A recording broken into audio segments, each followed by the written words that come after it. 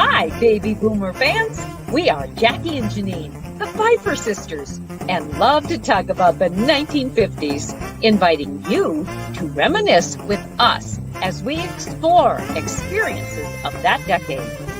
We chronicled the distinct memories of our childhood in our book, While the Windmill Watched, a slice of rural America in the 1950s, which takes you on a notably historic journey through that often forgotten decade. We also want to hear about your experiences during the 1950s. We will feature guests whose special stories of that decade will bring to mind magical moments of reflection, some with tears, some with smiles, but above all, a good dose of laughter. We would like you to chat with us as we bring to mind the sights and sounds so familiar to that time in history. Grab your favorite malt or Green River. Make sure you are wide awake and get ready to be inspired about the 1950s. Welcome to the 1950s Fun Chat. Greetings, viewers, new and old. And Lord, we are so happy that you're joining us today. This is number 101 of the Fun Chats that we have had weekly since we began this YouTube channel, the 1950s Fun Chat, and it has been fun.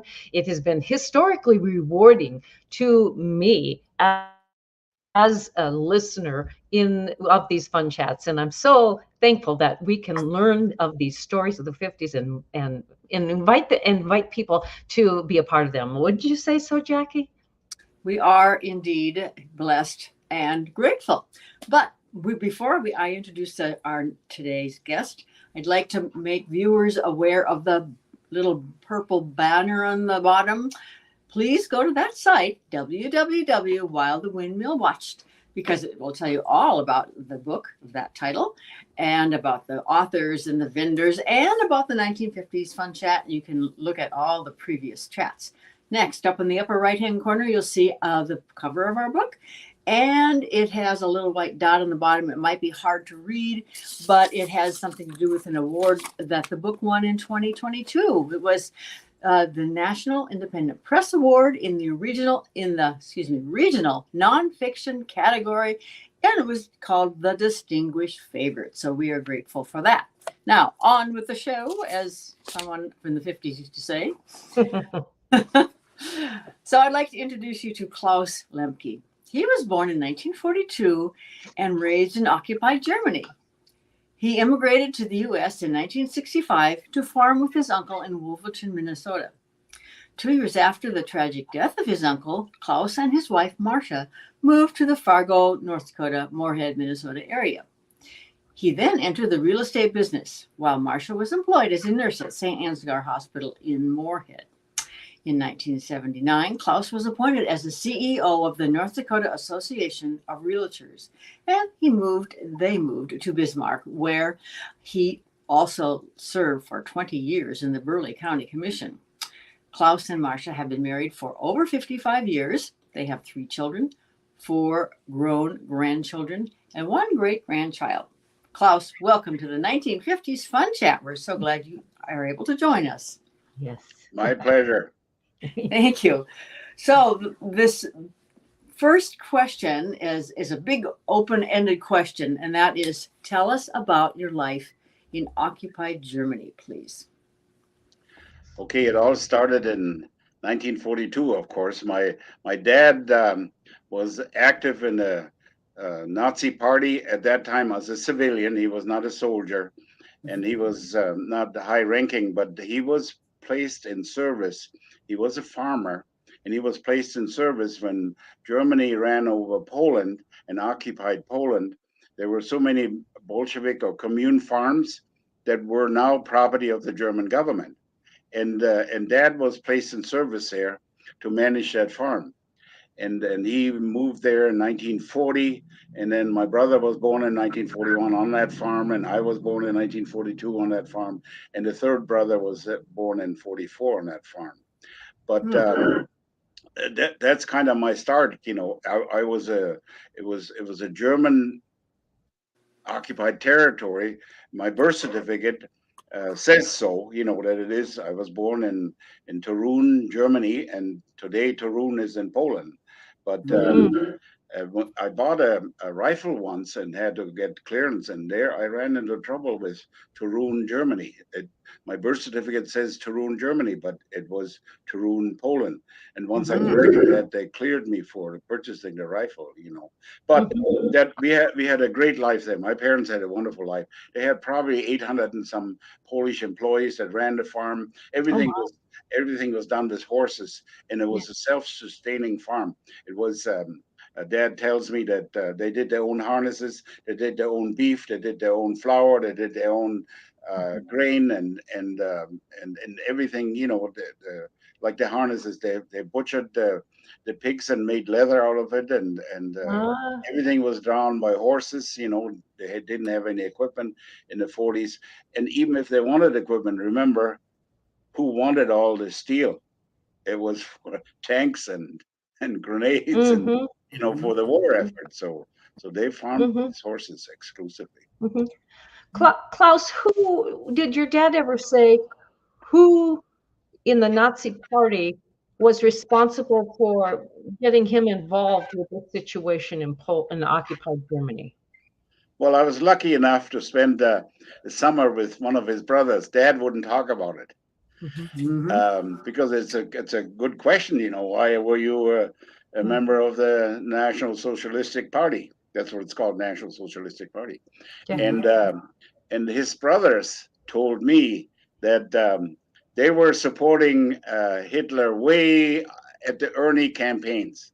They were riding motorcycles, and their basic job, according to my uncle, was to disturb the opposition party. They drove into their meetings with Harley Davidson, they tell me, and swinging motorcycle chains and disrupting the meeting and driving in and out of hallways and just that was their job. They were like people today with Trump. They're Trump supporters, and they get obviously a little radical here too. The Trump supporters do too. And it was just much more violent over there. They admitted that they were pretty violent, and there were a So lot of fights. did they wear the khaki uniforms and the armband with the swastika on it? No, they did not. Okay. No, they did not. Dad never did. Dad never had a uniform. He's never a soldier, and he was never a higher ranking officer. He was an officer in the sense that he was a county agent, Oh. and that'll come out as my parents tell me that they in 43 and 44 they sensed that they were losing. There was no way, they were fighting on all fronts, east, west, north, all over, and there's no way they could win. They felt that, and so they started to prepare to flee to West Germany, but they could not. If you were to abandon your government at that time, they were so radical. They would have been thrown in jail or someplace in a concentration camp if they were abandoned their government, if they abandoned Hitler, so to speak. And so what they did is they mom and the three boys went on vacation to northern Germany where her parents lived, my grandparents, and uh, and they had to have travel papers. In those days, you couldn't go anywhere without official documents. So dad was a county agent and he could write out travel papers. And that's how they got out in the end of 44, just before the winter. My mom and the three boys, they fled. Well, they didn't flee, right? They went on vacation Yes. to northern Germany. And I spent a few years growing up there in my grandparents' house. And dad later on that winter tried to save cattle and drove some 500-600 head of cattle towards the west, from Poland towards West Germany, and he lost every one of the cattle. He tells me, and they were eaten either by the Russian army, the German army, and he said, and he could never tell if he was behind the front, ahead of the front, or where he was. And then the civilian too. Everybody was starving for food, so there's no way he could keep starving people and starving armies from stealing his cattle. So, but Did he managed. He had a buggy with two white horses, and the buggy was loaded with stuff that they were valuable to them, and one of the most interesting parts, besides dishes and silver ware and stuff like that, was harnesses. My Hmm. mom tells me they loaded that buggy. It was an enclosed buggy, seated four people inside, Mhm. and they loaded it with harnesses because all the farmers over there had very few had tractors and fuel for it. So Mhm. horses were the main agricultural equipment, and mom says they kind of survived at the end of the war because they were selling these harnesses. Mhm. Huh. High demand. That's kind of gets me to 1945, and then I don't remember a lot of those times I went to school. Then finally in when I was 48, I went to school in a small town in northern Germany and grew up there in a one-room schoolhouse, and Hmm. first through eighth grade all in one schoolhouse. So that was a different life. It was a wonderful life. A lot of shortage, I know. Talking to mom and dad, they struggled to get by, but you hear it so often. The Norwegians and the Germans, they could make a meal out of a slice of speck, or and a couple of potatoes. They were able to make a meal out of just about anything, and they did a lot of baking and stuff like that, and grew a lot of stuff in their own gardens. And we also had an interesting aspect. This uncle that was mentioned earlier that I immigrated to the United States, he sent America packages, we call them. Oh. Every now and then, and in that, the most valuable for my parents was there were some cigarettes in there, Oh. Lucky Ah. Lucky Strike. And I Yes. don't know if it was against the law to ship cigarettes, but they were always stuck in some shoe. They Oh. sent old shoes, and they're always stuck in there. And and and I remember one of the most exciting thing for my mom was they sent a pair of what do you call those long stockings Mhm. for my Nylon mom. And stockings. they, Nylon. they were, yeah, I bet you they were not even available unless you were very, very rich in Germany after the war. Mom was always happy with it, and we were happy with it. I remember to this day, uh, pop, crackle, and what was that? Oh. Snap, crackle, The and pop. yeah, snap, crackle, pop. Yeah, that's Rice my Krispies. favorite cereal. Yes. They sent Well, that to us. Klaus, how did your uncle come to America, or when did he come to America? He interesting too. In 1927, he immigrated, Okay. and he left town in a hurry because he was entangled in more than one married woman. More than That's how one. the story goes. I don't know. He was from a wealthy farm family, the farm family in town in northern Germany, and he had to. They tell me he had to overnight get out, and I don't know if in the 20s it might have been really easy to come over here as long as you didn't have a record. I don't know what the immigration laws were, but yeah, he came over here then and made his home in Wolverton, Minnesota. Mhm. Okay. Were there other Germans in that area in Wolverton?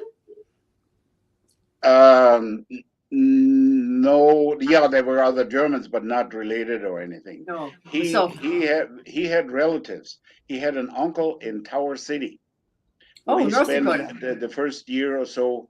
He spent in Tower City. Now So, that uncle was my great grandpa's brother, and Okay. I knew my great grandfather, father, and wow. and that whole family that came from that end of the family is still in contact with us. We go to all their reunion, and we're part of that family. And they have, it's interestingly enough, they have a better history of who's who. My one of my cousins that farms the old Hanson farm, my grandpa's farm. Now he has never even heard of his great uncle. He Oh. didn't know that he immigrated, but these people here in Tower City, they kept real good records on it, and Is so that they put together a book, Oh yeah. And I shipped that over to my cousin and on a home farm, and he was surprised. They learned a lot more. But then, my thought is, once they leave, who's who cares if they're in a family history book or not? They're gone. Oh well. And you will find that a lot if you interview immigrants. They're gone. They didn't want to be here. Out, out. I've not had that problem. No, I stayed in contact with my family. that's good. Yeah. Yeah. So So then going into the 1950s, tell us about that decade for you. Well, it's all started with, in 48 with a one-room school, and we moved to another community, smaller community, and we grew up there, and it was I was an interesting thing that they didn't have Boy Scouts. I was a Pathfinder. That's a group over there, like the Boy Scouts over here, and I grew up in the first years in the early 50s on a farm community and helped farmers. I remember one of the times I must have been 10 years old. The farmer set up a drag section with 4 different sections, and they were probably just a half a meter wide. So the whole thing was 2 meters, or 2 yards wide. And it was sitting in the field, and he gave me 2 horses saddled, or they had the reins on it and everything. And then I went out as a 10-year-old to the field, hooked up the horses, and dragged the field for 4 or 5 hours, unhooked it, and took the horses back to the farmer's place and got a few pennies or a few cents an hour yeah. to work there. But and dad in the meantime was selling cattle. He went from farm to farm and negotiated cattle. And it was really interesting the way they negotiated. He had a motorcycle, and I went with him a few times. They would sit there, and Dad would hold out his hand all the time, and entice these people. When he held out his hand, he went like this and come on, and then the deal was made when the other guy hit the hand. Oh, That was interesting. That I don't know if they still do that today. Probably notarized papers or whatever. Yeah. In the meantime, trying to make some money. That was interesting in the 50s. That really belongs in the 50s. Is she was sewing things under contract. There were outfits in a neighboring town about 10 kilometers or so, 8 miles away. And she went there and got like nightgowns and sewed all the buttons on, and shirts and sewed all the buttons on, and stuff like that. She did a lot. Like, she came with a box of them. And then at home, she sewed all the buttons. They got the material. She got all the material for it and sewed it on. She made a little money that way. But she pedaled the bike to the next town to pick it up and to redeliver, yes. And the other thing that was happening in that community that was really strange, and when I look at it now, I took it as normal. It was no big deal. And that was gathering food. We always picked up blackberries grown wild in ditches. And we had those little, I don't know if you ever seen it, those milk cans. They were maybe a quart or 2 quart big, and they had a little narrower funnel up on top, and then the handle. And we picked them full of berries. And we went out in the wild and full of berries. My parents also knew how to pick mushrooms. And I do remember every year there was some story in the paper where somebody took a poison mushroom and died. I don't know how my parents could tell the ones that are non-poisoning, and they did that. The other thing was gathering food was when the farmer it was very common there when the farmer harvested its potatoes. They had usually one of those plows that goes underneath the plant. With a big scoop, and then they had a star wheel on the back that rotated and threw the dirt and the potatoes out to the right, about 2-3 feet. And then the people would pick the potatoes on behalf of the farmer and put it in bags, a sack of potatoes. Yes. And when the farmer got done with a certain section, let's just say a quarter of the field, he opened it up for anybody to dig at it again. And what we did is we stood there. That one time I was there with many times with my brothers, and we had a motorcycle, not a motorcycle, we had a mom's bicycle, and a couple of potato sacks. And then we watched when sometimes the plow would miss a spot, and that was golden territory. That was mining for potatoes, you know. Yeah. And we managed, and then what everybody would do is they stake a claim. They go mark your area that you wanted to dig, and nobody could go in there, you know. And we came up with about 50 pounds of potatoes at one time, and loaded it up. That's all we could really handle on the bike, and I pushed it home. And I left my brothers there to protect the claim, but they got ousted. They got ousted. But that, you know, that was trying to get food, and then of course they had gardens, you know, like crazy, and every corner that you could do. The other thing in the 50s there was, or after the war, that was really prevalent that you can still find in Germany is, and that's what we call Schrebergarten. I don't know where the word Schreber comes from, but it meant poor people's garden.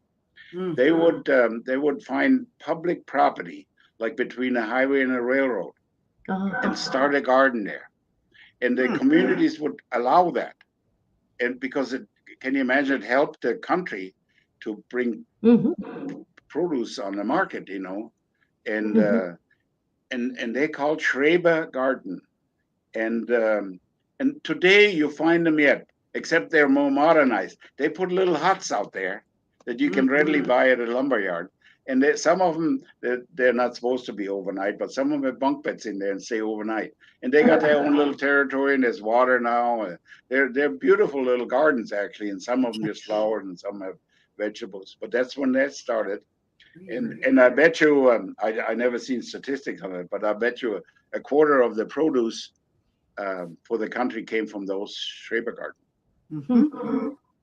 Klaus, I'm curious to know, when you earned your, you said a few cents for doing the work with the horses and dragging the fields, were you able to keep that money, or was that considered your contribution to the family? Absolutely contribution to the family. It was not my money. And that was not unusual for my family. I think that was common ground. I remember being so proud that I could bring something home, you know. Yeah. And I don't know how much it was. I don't really, because you didn't keep it, you didn't total it, you know. They gave you a few groschen, what we call a groschen is a dime, you know, and we turned that over to mom all the time. Yeah. Okay. A couple other things about schools that's really different, and that still exists to a degree today. When I went to grade school in the 50s, after the fourth grade, you could test out for what is called a gymnasium. That would be a college course, or middle school, which would be high school. And if you pass that, you could go to the next school in a faster track. And if, let's just say, you were smart enough to go gymnasium, the college level type, and you went there and didn't make it, and couldn't get to the next class, wouldn't be transferred to the next higher class, then it would send you back to middle school. And if you could handle that, they sent you back to grade school. It's a system that it's almost, you can go as fast as you're capable to, you know. And you could, if you went to the gymnasium, after 14 years, you would have a bachelor's degree.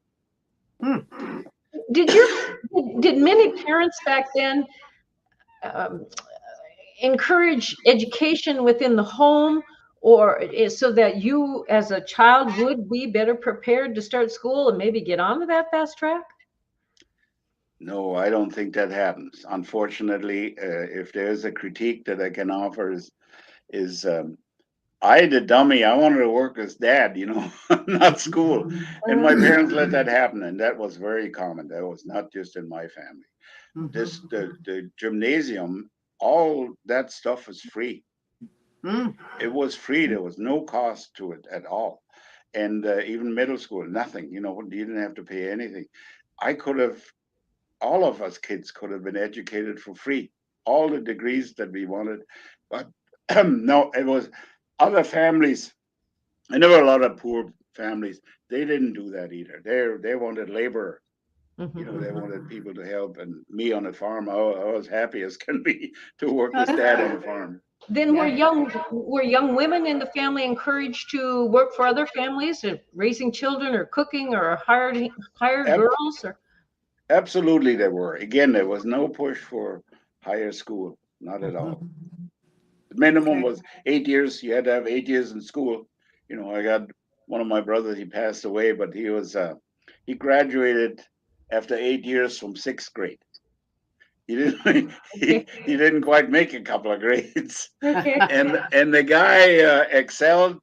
Later on, he in life he became a master mechanic, and he Uh-huh. had like 400 or 500 people under him that he ran the shops for, and very very smart.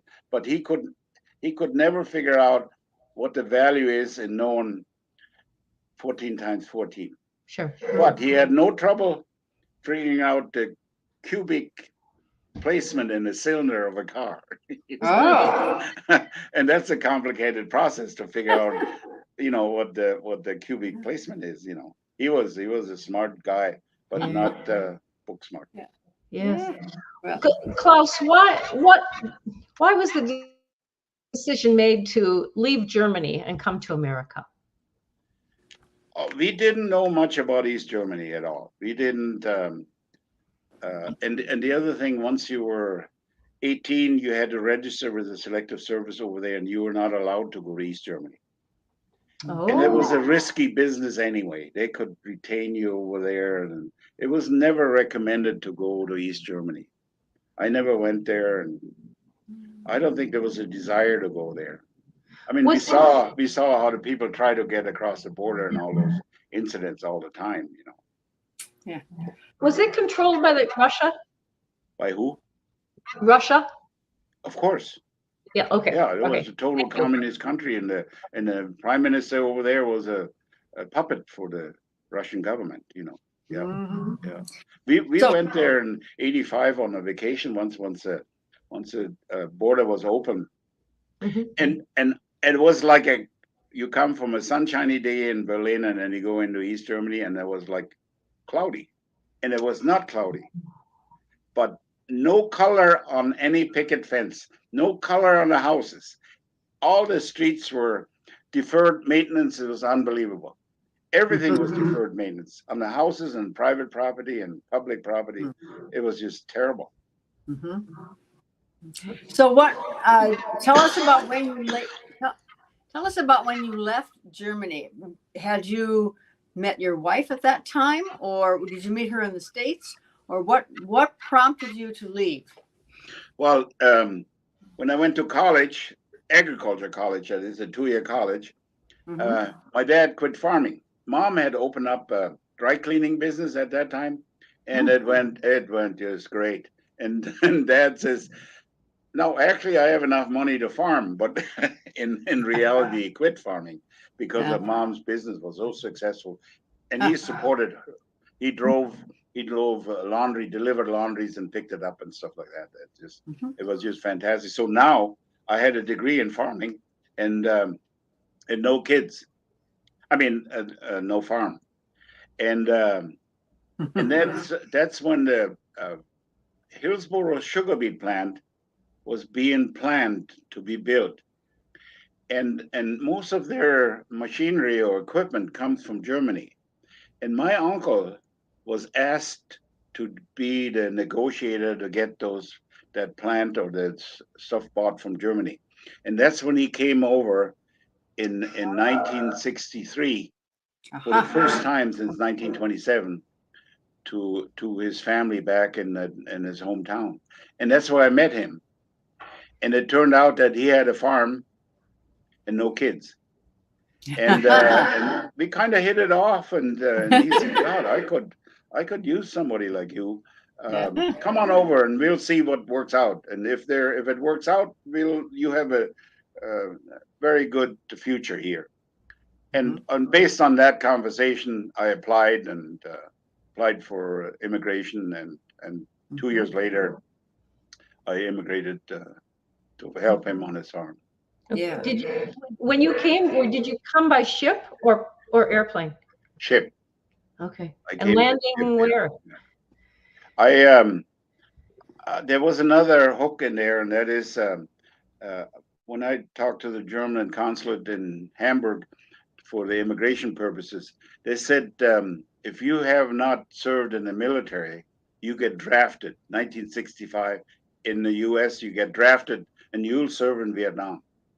Oh. So he suggested I enlist in the German army under NATO command, and I did, and I served for 2 years in the German Bundeswehr, and I got proper credit for it here. That worked out really well.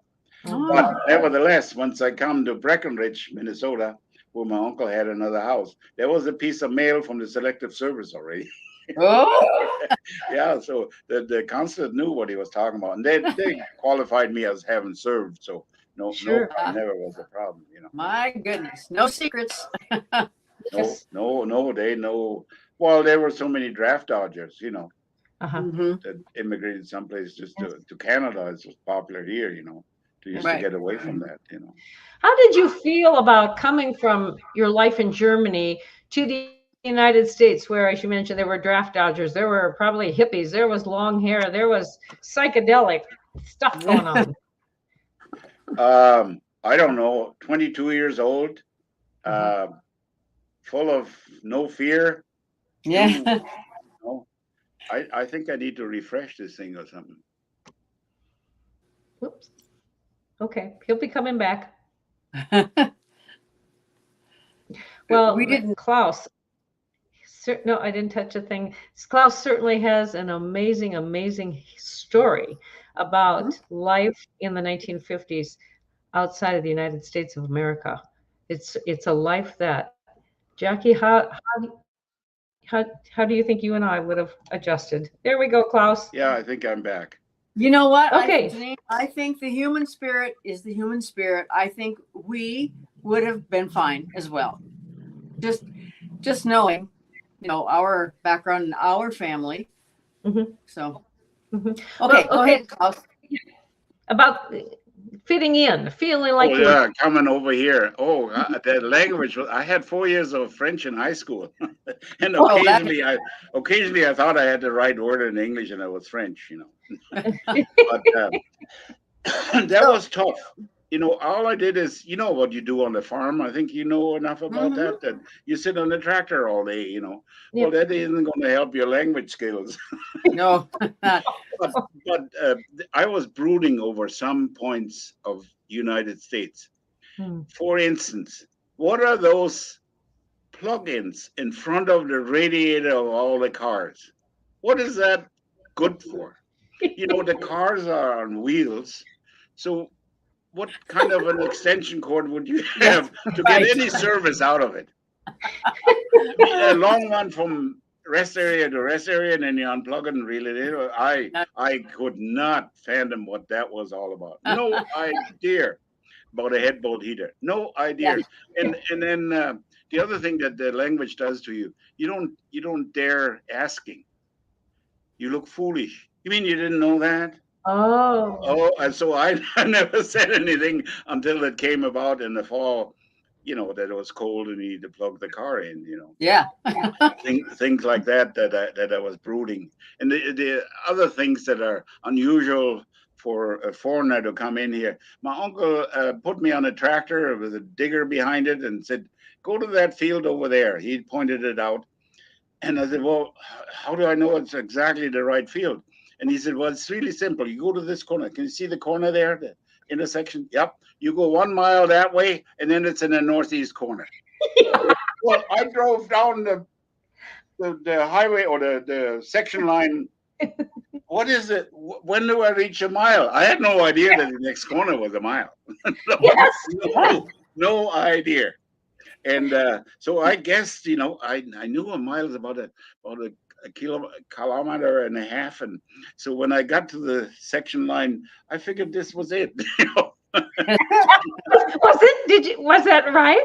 Yeah, I was right. I was digging on the right field. Yeah, I was digging on the right field. That's the right field. Those things everybody here take for granted, Yes. or some of at least in on that part of the United States, where you have mountains that would interfere with. There are really section lines in some states because they've got these mountains or a river or something in the way. Yeah, they were never staked out, No, no. But everybody else, I hunted in Montana once, and out in nowhere, way out nowhere, there was a round steel post.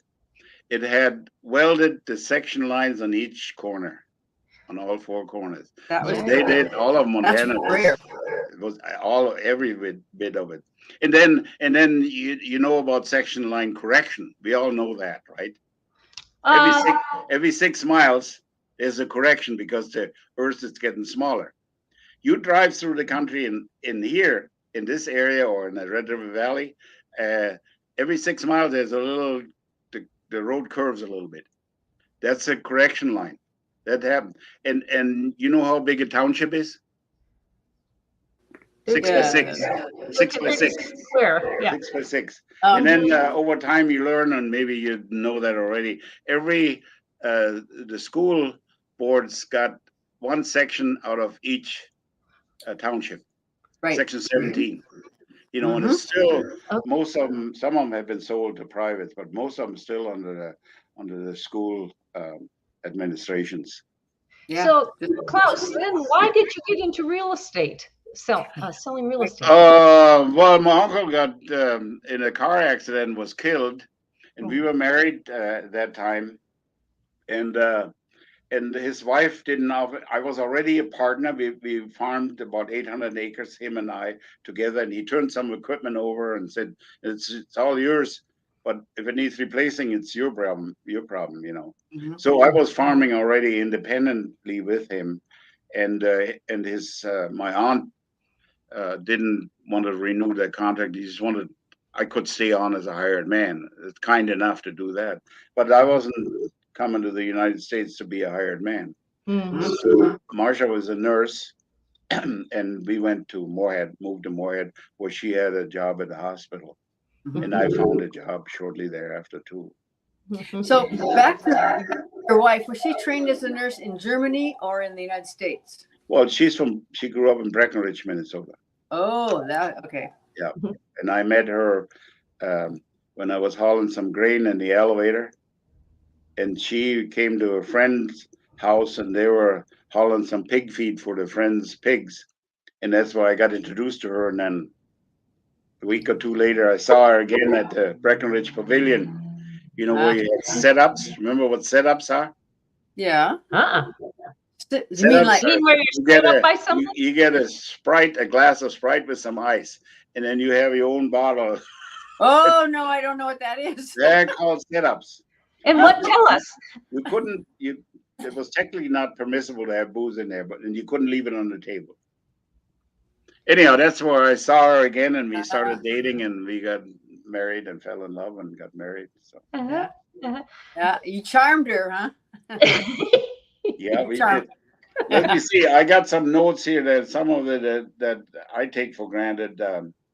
For instance, the toys for kids when we grew up in the 50s. Sure.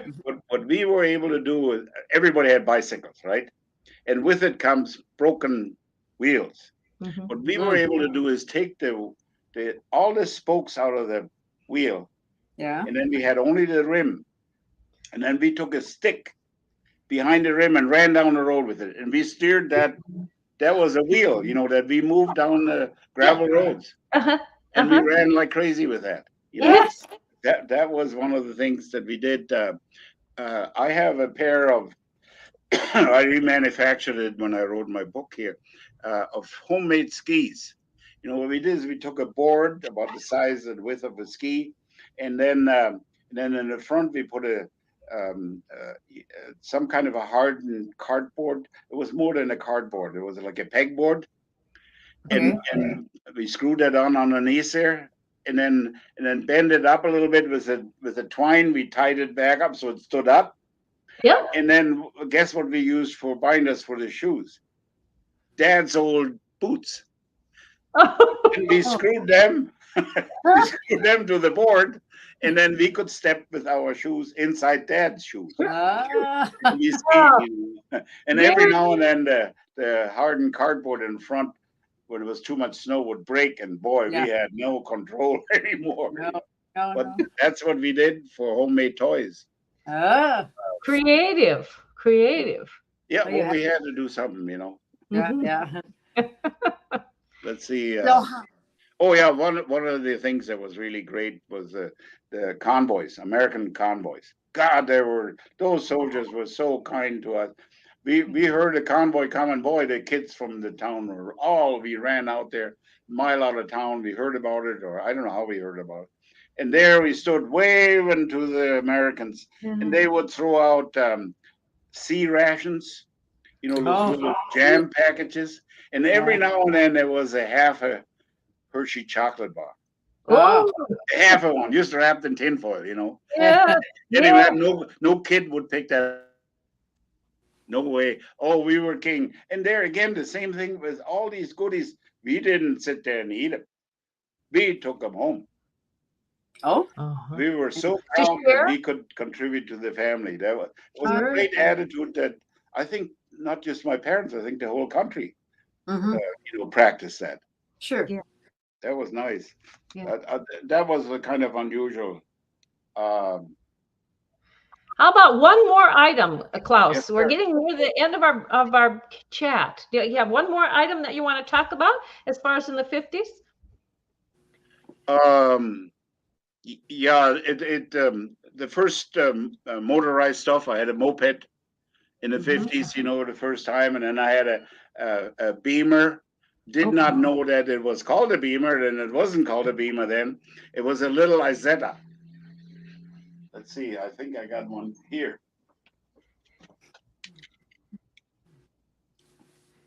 How do I get this in the picture? Put it up in front of your face.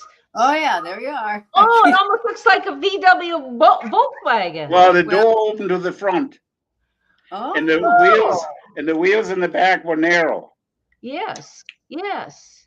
a little toy. Oh, was that a fun car? It was beautiful. Uh-huh. Yeah. How fast could you go with that?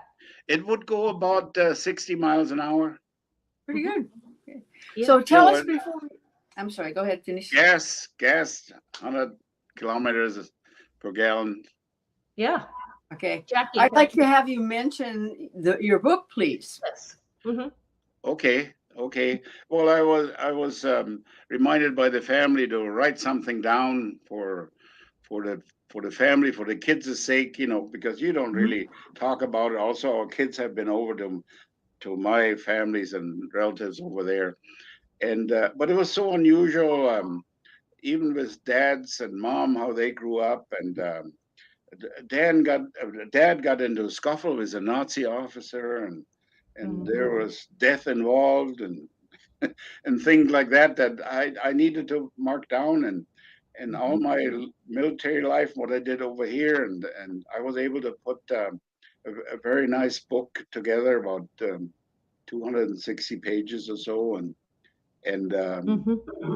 sold more than the family, but that was the original purpose, and I'm kind of glad I did. It's an immigrant story. It's called An Immigrant Story, experienced and written by Claus Lembke. Mhm. It was interesting Okay. writing a book. It was very interesting. We did a lot of editing. Oh God, I had at least 5-6 people editing and redo it, And print a so copy of it. the title is It is a project. Coming to America? Coming to America? Yeah, Is that that's the title? Coming with a K. With Coming with a K and Yeah. then America. Yeah, we put a mistake right in front on the cover. No, that's very German. German. It is. Yes. German. So, Yeah. Klaus, if someone wants to read your book, where can they purchase it? At Ferguson Bookstore in Bismarck. Okay. Or they can get a hold of me. Yeah. And do you have a website, Klaus? No, I don't. Okay. Or how could they get a hold of you? How do they contact you? They can call me at my phone number. Okay. Are you wanting to give that out or not? Yes. Okay. What is that Glad to. phone number? It's 701 220 Okay. 8628. Okay, 701-220-8628. And that's for Claus Lembke. And contact him, folks, if you're interested in learning more about his heritage or in capturing and getting a copy of his book, Coming with a K, Coming to America. And is America spelled with a K instead of a C? Yeah. Okay, that's the German way. Yep. What an interesting story that would be. Anything, Claus- anything to get people's attention to the book, right? That's right. Other people put windmills on there. I didn't. Some people do. Yeah. And sometimes that works. Yes, it does. We Yes, it we does. do hope you check out our windmill. Yep. Yes. Yeah. Well, this has been delightful. Thank you so much Well, for enriching our lives. Same here for letting me talk about it. I appreciate that. Yeah. You're very welcome. We're glad to have you. The other thing that I would challenge you, if they want to find my book, come to Bismarck, and I guarantee you, if you ask 5 person, one of the 5 will know me. Okay. I think so. Oh, and we didn't even touch on the commission, the Burley County Commission yet. Yeah, I have an envelope here. I don't know if I can readily find it, but yeah, right here it is. That was mailed to me, and where's the address? Oh, it just says Claus Lembke? That's it, and it got here through the mail. Ah. I'd say with your charming personality, people would be very aware of who you are. Yeah. Somebody knew me. How to contact you. Yep. Amazing. Yes. Jackie, how can you close our program today? Well, besides, thank you very much. We're so glad to have had you as our guest. Then I do want to remind viewers of 2 colors that right in front of you. The blue is the blue thumbs up. Please check that. And the red, subscribe to this channel, please. And until next time, tell your relatives, your parents, your friends, everybody about the 1950s Fun Chat. Until next time, Toodaloo. Bye-bye.